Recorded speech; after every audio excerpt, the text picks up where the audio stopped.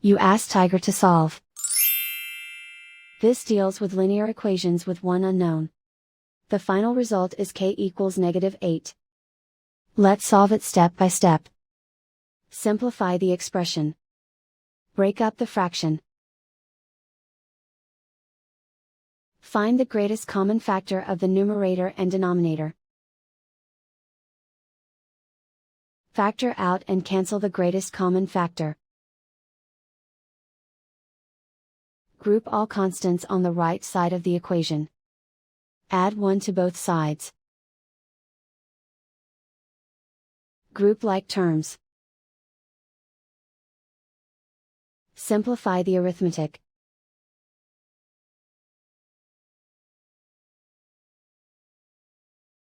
Isolate the k. Multiply both sides by 8. Group like terms. Multiply the coefficients.